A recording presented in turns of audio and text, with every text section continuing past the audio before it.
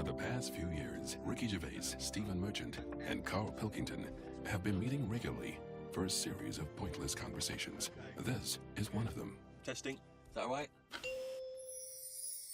Hello and welcome to the Ricky Gervais Show with me, Ricky Gervais, Stephen Merchant. Hello. And the little round-headed buffoon that is Karl Pilkington.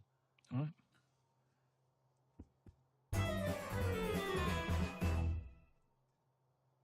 Questions for Carl, just to sort of try and tap into his brain, see what's going on there. Yep. The questionnaire that is often featured at the end of the TV programme Inside the Actor's Studio.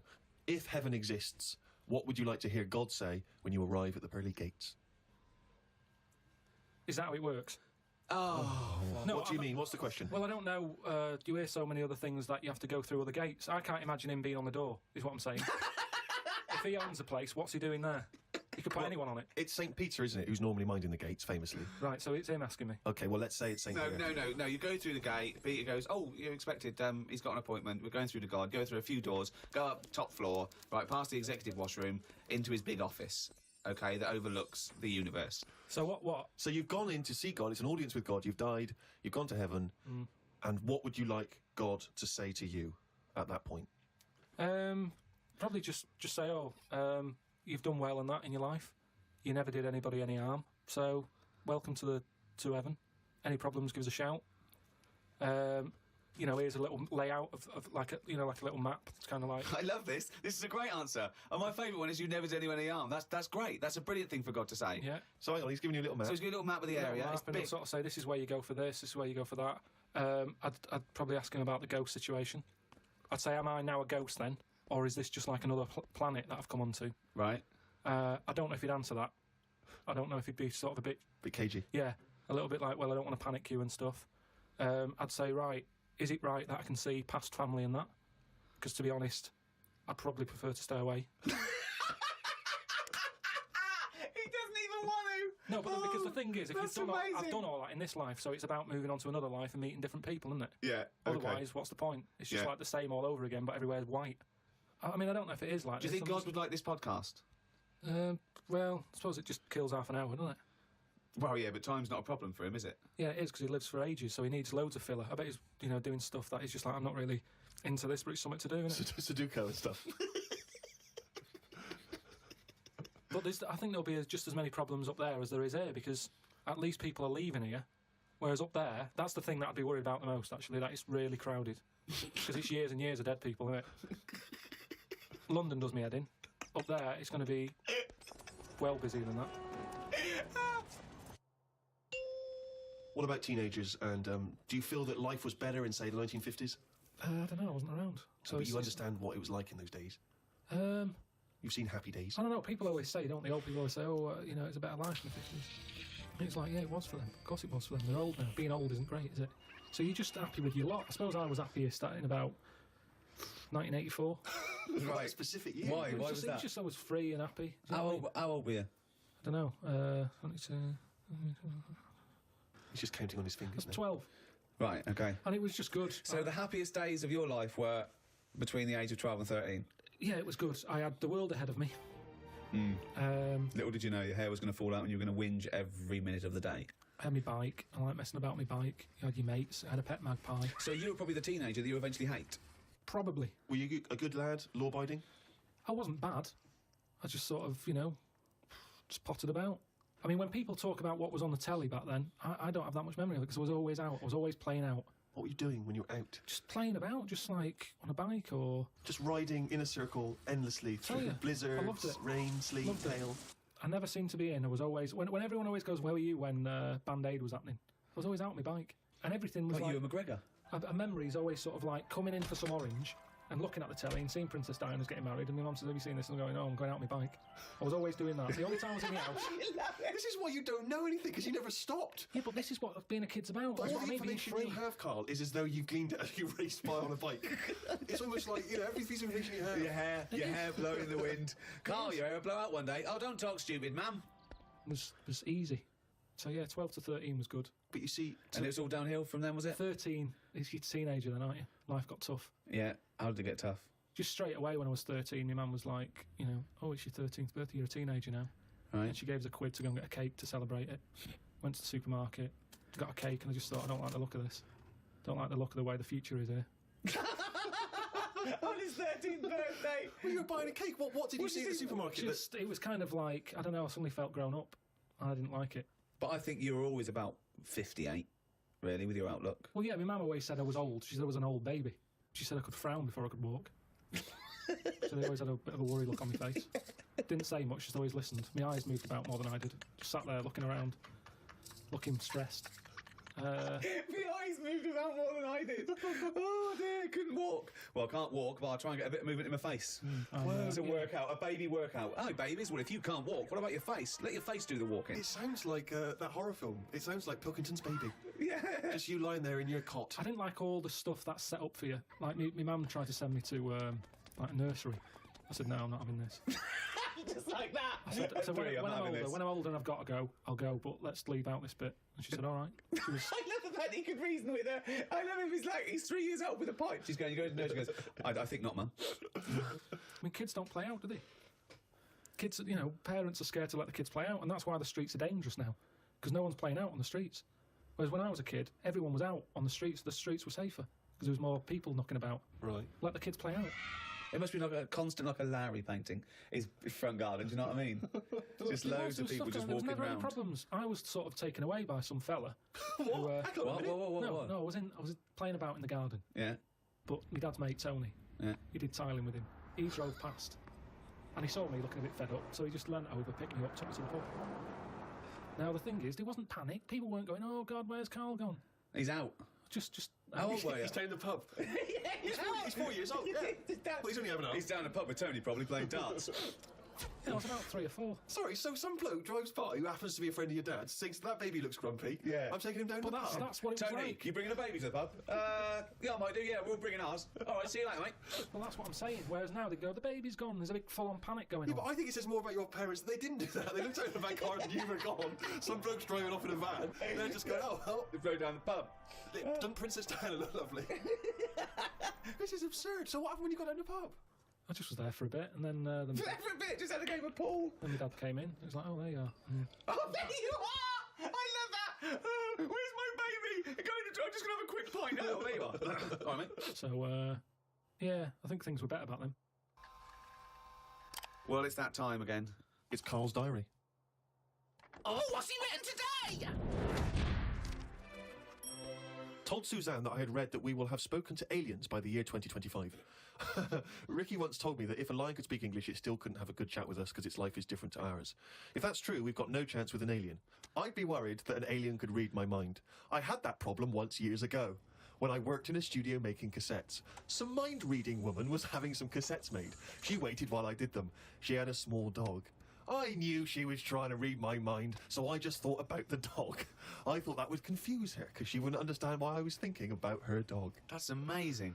So, firstly, how did you know she was a mind-reading woman? Everybody who came in having cassettes done, you'd find out about what the job is. So, you know, if it's a band or whatever, it might be a police station needing blank cassettes to interview people. Yeah. And she had them to sort of use during a thing where they do mind reading and stuff. So Right. you get A recording, of of it. the... Yep. And she was just there and she was staring at me like that, just looking over. And the dog was sort of looking worried, and they pick up vibes, don't they? No. They do. And why was Were they looking... I'm not being funny. Were they looking at the roundness of your head, do you No, think? they were just looking at me, and I was sort of panicking a bit. And the more that I was thinking she's reading my mind, I was thinking she knows that I know that she's reading my mind. So I just stopped thinking about her reading my mind, thought about the dog, What were you thinking about the dog? running about on the beach. He remembers what he was thinking. No, just so she thought, oh, hang on a minute, it's not his mind, it's the dog's mind I'm picking up. Oh, so you thought she'd go, oh no, I'm getting it all tangled up. I've got a cross line here. I met up with my mate Laurie. He said he was in a pub at the weekend and saw a bloke whose hands were on the wrong arms. No! What do you mean? Well, he had his left hand on his right arm and the right hand on the left arm. I don't think this would be a problem if he's been like that from an early age. When I was in Ripley's in LA, I saw a bloke whose head was on back to front. That's more annoying, isn't it, than your hands? Isn't it? Now then, would you walk? How would you walk? Would you be walking backwards, Carl, so that you could walk? So you're basically walking forwards. I reckon I'd or walk sideways so nobody would sort of tell the difference. It just looked like... Oh, God! He solved it again! He's thought it through. Ah. Got home and read my magazine. There was a story about a baby that was born that looked like a frog. What magazine's this? That made the news. That was in a proper newspaper in the end. It didn't really have a neck or top half of its head. It would look all right if it always wore a scarf and a hat. The world would be a more interesting place if there were loads of different types of humans like there are creatures. Then some people would be good at certain jobs. Spider people, ant people, builders. Cockroach people, dustbin men. Good idea, isn't it? I mean, Cockroach men, spider men, what are you talking about? Look at some insects, right? Yeah. They don't have machinery, yet they're getting by, aren't they? They have their lives like we do. They get up, they wander about, they collect food, they tidy up, they fix stuff, they make their own house. We can't do any of that. So what I'm saying is, why aren't we using them? Why are these cockroaches with all these powers and stuff going about? It's all these But powers. how could we use them? How could we harness I just them? told you, dustbin men. Or whatever that No, was. you said if they were also men, if they were cockroach men, we could use them. You've left a big bit out, but when that 1-inch cockroach becomes a 6-foot bloke wearing a jacket. It's just that we always use insects for like a bit of fun. You see flea circuses and all that, which is all very well, but I don't think it's getting the most out of them. Woke up at 9:55 a.m. Soon as I woke up, I looked at Suzanne and she looked at me. I said, "Did I tell you about the immune system?" Suzanne started laughing. I said, "It's amazing." She said, "Not now." Oh God! I was thinking that. Springing into action, he zips up, his eyes are like... Did I tell you about the immune system? Oh, shut up, Carl. Put the kettle on. Oh God! Oh fucking hell! Carl, let's give him a list. Top 5 something. What are you interested in? Are you interested in news, sport, TV, cars, movies, style? I mean, I'm into weird stuff, but it seems a bit tight to stick them in a list. What, like what? Well, like, sort of freaky people and that. I've got that freak book. But I don't know if they'd be happy if I call one of them up and said, "Good news, you're at number 1, because you've got 4 legs or whatever." I don't know. Do you know what I mean? Okay, then this is the Karl Pilkington top 5 freaks in a number 5. Probably something not too good at number 5, but it's still interesting. Lighthouse Man. Who's that? Lighthouse Man? What's Lighthouse Man? It's a fella with a hole in his head. And he, what he does, rather than moan about it, sticks a candle in it. Shut up. What are you talking about? Sticks a candle What are in you it. talking about? Where is the hole? he didn't call himself Lighthouse Man, did he? Well, I don't know, it's just what he got nicknamed. Because he had this hole, doctors were like, "There's nothing we can do, can't fill it." He thought, "What can I do with it?" And it was of the days when there was no electric and that. You had to walk about with a candle. So hang on a minute. Okay, I can have both Got a hands little for you. candle holder here. Stuck a candle in it, he just got nicknamed the Lighthouse Man. So again, it's not that amazing, but I like the way he was sort of energy efficient. So was it his forehead? No, on the very top of his head. That's perfect. You don't want it in the forehead, Steve. You'd have to walk back with your neck Ridiculous. cricked. So he was like a kind of human jack-o'-lantern? He's a Lighthouse Man. What did you see? What Sorry, mate. Yeah, I better forgot description about do you that. need than the Lighthouse Man? So yeah, he's probably at number 5. Wow, that's at number 5, Steve. Number 4. What about Pig-Faced Woman of Manchester Square? Again, you're getting what it says in the tin there, aren't you? Right. And it's just this woman who had a face like a pig. And the rumour was Yeah. that it wasn't a woman. Someone said it was a pet bear and they'd shaved it.